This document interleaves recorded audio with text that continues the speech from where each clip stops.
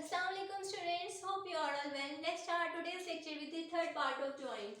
We have already discussed in detail about joints, its introduction, its type, that are fibrous joints, cartilaginous joints, synovial joints. In today's lecture we will discuss about movements at synovial joint and classification of synovial joint. Start करने से पहले हम लोग देख लेते हैं joints basically होते क्या हैं। दो बोन्स के दरमियान जो भी कनेक्शन या अटैचमेंट पॉइंट होता है जिसकी हेल्प से वो मूवमेंट करते हैं उसे कहा जाता है जॉइंट। आज हम डिस्कस करेंगे सबसे पहले मूवमेंट को। मूवमेंट एट सिनोवियल जॉइंट्स की अब चार टाइप्स आ रही है। क्लासिफाई को किया गया है चार टाइप्स में, gliding movement, angular movement, rotatory movement and circumduction. सबसे पहले देख लेते हैं ग्लाइडिंग मूवमेंट को। अब ग्लाइडिंग मूवमेंट में क्या होता है कि एक बॉडी सरफेस दूसरी प्लेन बॉडी सरफेस होती है, उसके ऊपर क्या करी होती है, ग्लाइड करी होती है, स्लाइड करी होती है। ठीक है, जैसे कि हम लोग यहाँ जॉइंट्स में अगर हम लोग देखें तो यहाँ हम एग्जांपल देख लेते हैं अपनी रिस्ट या अपने हैंड की। जैसे कि हम लोग अपने हैंड को इस तरह मूव कर रहे हैं, इस तरह मूव कर रहे हैं, मतलब एक लिमिटेड एक्सटेंट तक जब हम लोग अपने किसी भी पार्ट को मूव करेंगे तो उसे कहा जाएगा gliding movement. The next one is angular movement. Increase or decrease in angle between bones. अब क्या होगा, हम लोग इस तरह से मूवमेंट कर रहे होंगे कि बॉडी का एंगल जो पार्ट अवे मूव कर रहे हैं या फॉरवर्ड मूव कर रहा है उसका एंगल क्या हो रहा होगा, ज्यादा हो रहा होगा या कम हो रहा होगा। इसके एग्जांपल में हमारे पास आ रहा है extension, flexion, adduction and abduction. सबसे पहले हम लोग देख लेते हैं एक्सटेंशन को। इसमें हम लोग एग्जांपल ले लेते हैं एल्बो जॉइंट की। जब हम लोग इसको अवे अपनी बॉडी से मूव कर रहे हैं तो इसे कहा जाएगा एक्सटेंशन। इसमें हमारा जॉइंट एंगल क्या है, ज्यादा हो रहा है। लेकिन अगर इसे टूवर्ड्स अपनी बॉडी मूव करेंगे तो इसे कहा जाता है फ्लेक्शन। फ्लेक्शन में हमारा जॉइंट एंगल क्या है, कम हो रहा है। नेक्स्ट एग्जांपल है हमारे पास एबडक्शन की। एबडक्शन में क्या होता है, हम किसी भी अपने बॉडी पार्ट को अवे फ्रॉम अपनी बॉडी मूव कर रहे होते हैं। ठीक है, इसे कहा जाता है एबडक्शन। ठीक है, the next one is adduction. अगर हम लोग इसको टूवर्ड्स अपनी बॉडी मूव कर रहे हैं तो इसे कहा जाएगा एडक्शन। एडक्शन इस तरह से भी मैंने आपको कहा था, आप याद रख सकते हैं, जैसे किसी भी चीज की एडिक्शन हो तो वो हमारी बॉडी के करीब आ जाती है। तो सिमिलरली एडक्शन में क्या होता है कि मूवमेंट होती है टूवर्ड्स हमारी बॉडी, इसे कहा जाता है adduction. Next one is rotatory movement, movement of body around longitudinal axis. Longitudinal मतलब हम लोग इस तरह से, जैसे हमारे पास ये बॉडी है, इसको हम लोग इस तरह से कट कर दे, हमारे पास क्रॉस सेक्शन आ जाएगा। इसको हम लोग इस तरह से कट कर दे तो हमारे पास क्रॉस सेक्शन आ जाएगा। इसको हम लोग इस तरह से कट कर दे तो हमारे पास क्रॉस सेक्शन आ जाएगा। ठीक है, इसके एग्जांपल में हमारे पास आ रहा है medial rotation and lateral rotation. अब मीडियल रोटेशन हम लोग देख लेते हैं, जैसे कि मैं पहले भी बता चुकी हूँ। जैसे कि ये हमारी बॉडी है, जब इसको equal right and left half में डिवाइड किया जाएगा तो इसे कहा जाता है मीडियल रोटेशन। मतलब कि जो बॉडी को इस तरह से हम लोग equal right and left half में डिवाइड करेंगे तो उसे कहा जाएगा मीडियल प्लेन। तो वो मूवमेंट जो टुवर्ड्स हमारी मीडियल प्लेन होगी तो उसे कहा जाएगा मीडियल रोटेशन। लेकिन वो मूवमेंट जो अवे फ्रॉम हमारी मीडियल प्लेन हो रही है उसे कहा जा रहा है lateral rotation. Last and fourth movement is circumduction, movement in all direction. अब इसमें हमारे पास एक्सटेंशन, फ्लेक्शन, एबडक्शन, एडक्शन सब कुछ आ जाता है। मतलब कि या हम लोग एग्जांपल ले लेते हैं शोल्डर जॉइंट की। शोल्डर जॉइंट की जब हम लोग ऑल डायरेक्शन में मूव करेंगे तो इसे क्या कहा जाता है, circumduction. This movement is also the part of our daily exercise in which we move our hand in all direction. Basically this all anatomical movement are the daily part of our exercise. Next हम लोग देख लेते हैं classification of synovial joints को। इसको classify किया गया सबसे पहले कॉम्प्लेक्सिटी ऑफ फॉर्म की बेस पे, एंड सेकेंडली इसको क्लासिफाई किया गया according two degree of freedom of movement की बेस पर।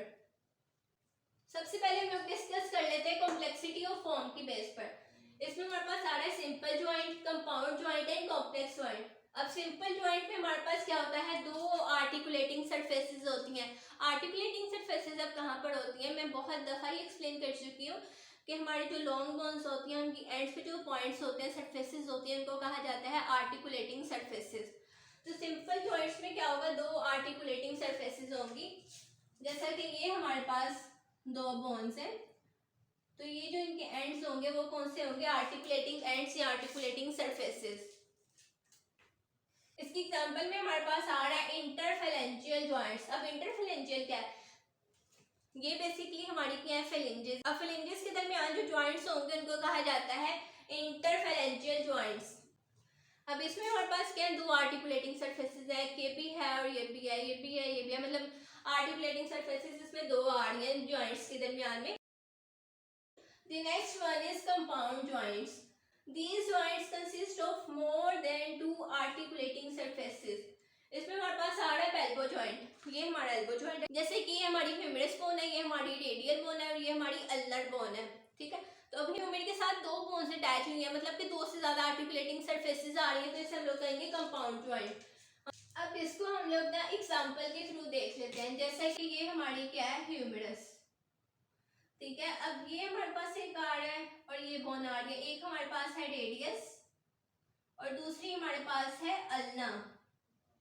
तो ये हमारे पास दो से ज्यादा आर्टिकुलेटिंग एंड्स आ रहे हैं, तो इसे हम लोग क्या कह रहे हैं, compound joints. The next one is complex joints contain articulate disc और मेनिसाई। अब मेनिसाई कहाँ होते हैं, जो नी जॉइंट्स हमारे होते हैं उनके दरमियान मेनिसाई होते हैं, जो कि एक्ट कर रहे होते हैं एज अ कुशन।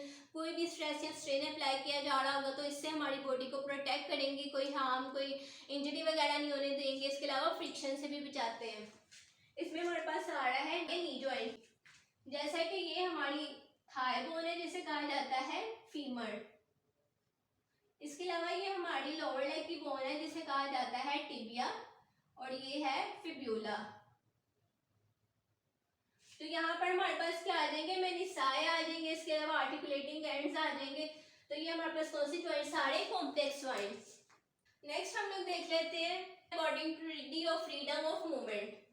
इसमें हमारे पास तीन बेसिकली क्लासिफिकेशन आ रही है, uniaxial joints, biaxial joints and multiaxial joints. Name से ही पता चल रहा है यूनिएक्सियल जॉइंट्स मतलब जो कि एक डायरेक्शन में मूव करेंगे, बायएक्सियल मतलब दो डायरेक्शन में मूव करेंगे, मल्टीपल मतलब कि तीन या उससे ज्यादा डायरेक्शन में जो मूव करेंगे उन्हें कहा जाएगा मल्टी एक्सियल जॉइंट्स। सबसे पहले हम लोग देख लेते हैं यूनिएक्सियल जॉइंट्स को। इनके पास क्या होती है, सिर्फ एक डिग्री होती है फ्रीडम की, मतलब कि सिर्फ एक डायरेक्शन में मूव कर सकते हैं। जैसे कि हम लोग देख लेते हैं इंटरफेरेंजियल जॉइंट्स को, ठीक है, वो क्या है, वो सिर्फ एक डायरेक्शन में मूव कर सकते हैं, ठीक है, इन्हें कहा जा रहा है यूनिएक्सियल जॉइंट्स। नेक्स्ट हमारे पास आ रहे हैं बायएक्सियल जॉइंट्स। इनमें आ रही है 2 डिग्री ऑफ फ्रीडम, मतलब कि दो एक्सिस के अराउंड मूव कर सकते हैं, जिसमें हमारे पास आ रही है डिस्क जॉइंट। अब जो डिस्क जॉइंट है वो एक्सटेंशन भी शो कर रहा है, फ्लेक्शन भी शो कर रहा है, एबडक्शन भी शो कर सकता है, एडक्शन भी शो कर सकता है। जैसे कि हमारे पास डिस्क जॉइंट है जो कि इस तरह से भी मूव कर सकते हैं टुवर्ड्स हमारी बॉडी, अवे फ्रॉम हमारी बॉडी में मूव कर सकता है, टुवर्ड्स हमारे मीडियल प्लेन भी मूव कर सकता है, अवे फ्रॉम हमारे मीडियल प्लेन भी मूव कर सकता है। तो इसे कहा जाता है बायएक्सियल जॉइंट्स।